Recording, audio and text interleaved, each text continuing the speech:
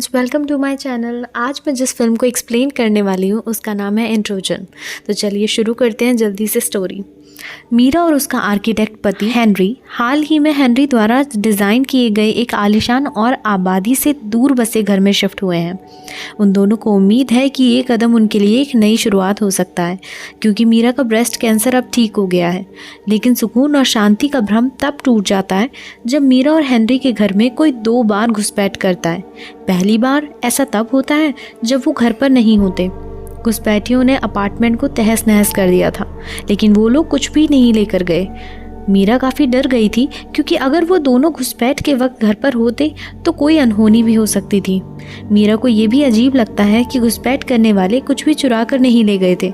वहीं चेक करने पर हेनरी पाता है कि घर से 2 फ़ोन और लैपटॉप गायब थे, जिसकी खबर वो पुलिस को देता है। अब कुछ ही दिनों बाद एक बार फिर घुसपैठिए आधी रात को आते हैं, और इस बार मीरा और हेनरी का सामना 3 घुसपैठियों से होता है। मीरा को बचाने के लिए हेनरी मीरा को जैसे तैसे घर से बाहर लाता है, मगर खुद फंस जाता है, और तभी हेनरी अपनी सीक्रेट बंदूक के साथ उनका सामना करता है। मीरा हैरान थी, क्योंकि उस गन के बारे में मीरा को कोई अंदाज़ा नहीं था। मीरा के कार में बैठते ही उसे गन शॉट्स की आवाज़ आती है।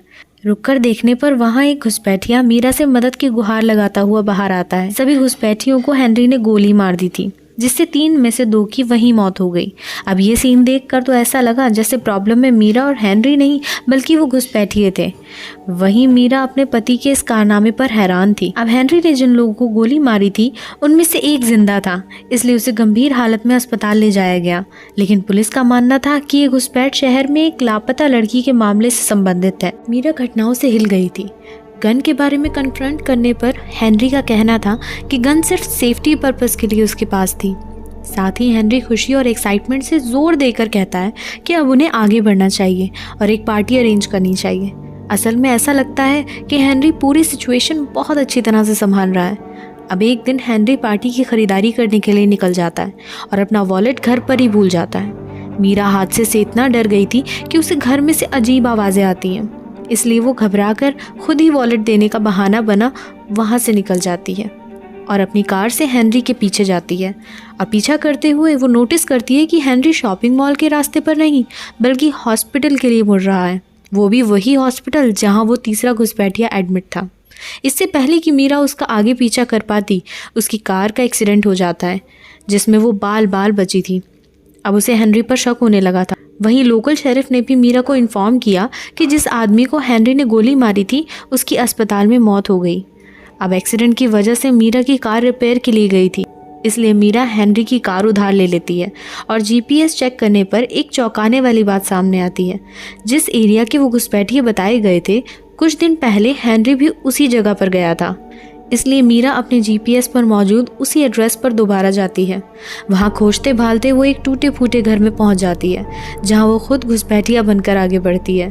थोड़ी जांच पड़ताल करने पर आसानी से मीरा को कई इंपॉर्टेंट नाम, पते और एक फ्लैश ड्राइव मिल जाती है, जिसमें ऐसे राज की जानकारी होती है जिसका उसे जानना बहुत ज़रूरी था। वहीं उसकी मुलाकात एक डरावने हैरिंग आदमी से भी होती है, जो उसे इधर उधर की ताक झांक करना बंद करने के लिए कहता है। लेकिन मीरा इधर उधर ताक झांक करती रहती है। इसके बाद फ्लैश ड्राइव पर मौजूद तस्वीरें चेक करने पर उसे पता चलता है कि जिस आदमी की बेटी लापता है, उसने हेनरी के लिए घर बनाने के काम में मदद की थी।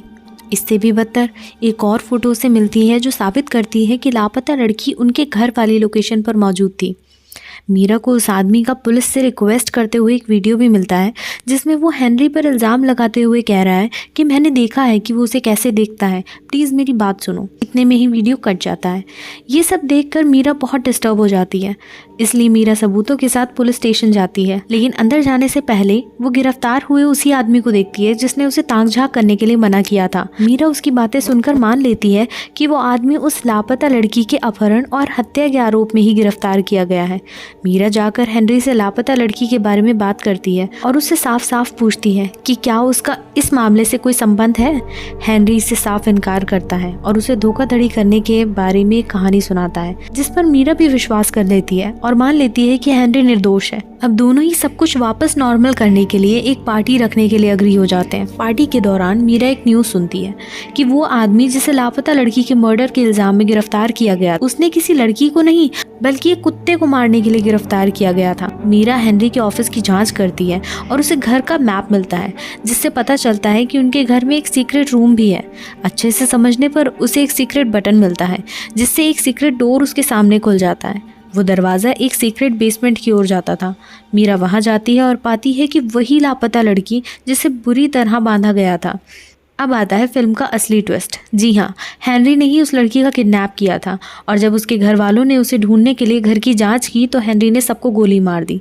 इससे पहले कि मीरा उस लड़की को भागने में मदद कर पाती, हेनरी अचानक आकर उसे बेसमेंट में ही बंद कर देता है। वहीं दूसरी तरफ हेनरी बार बार जोर देकर कहता है कि उसे भी मीरा जैसी ही बीमारी है, ये उसकी गलती नहीं है और उसे हेनरी का एहसान मानना चाहिए कि उसने मीरा की कैंसर से लड़ने में मदद की।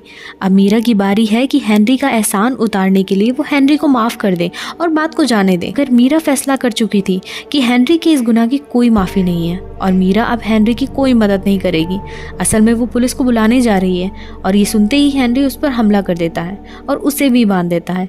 मीरा खुद को और उस लड़की को जैसे तैसे छुड़ाती है और पूरे घर में चेजिंग के एक लंबे सीन के बाद मीरा एक क्लॉक टावर मॉडल का इस्तेमाल करके हेनरी के सिर पर जोर से चोट मारती है। आयरनी ये है कि हेनरी ने मीरा को अपनी पहली डेट पर वो क्लॉक टावर गिफ्ट में दी थी और उसने तब से इसे संभाल कर रखा है। सीन से हम समझ चुके हैं कि इस रिश्ते का वक्त अब खत्म हो गया है। फिल्म के लास्ट सीन में हम देखते हैं कि घर बिक गया है और पूरी तरह से खाली कर दिया गया है। मीरा ट्रक में चढ़ने से पहले एक आखिरी बार घर को देखती है और चली जाती है और इसके साथ ही फिल्म ख़त्म हो जाती है। मूवी बहुत स्ट्रेट फॉरवर्ड है, आप चाहें तो एक बार देख सकते हैं। वीडियो पसंद आई हो तो लाइक, शेयर एंड कमेंट कीजिए। ऐसी और भी वीडियोस देखने के लिए चैनल को सब्सक्राइब करके बेल आइकन ज़रूर दबाएं। मिलती हूँ अगली वीडियो में, तब तक के लिए बाय बाय।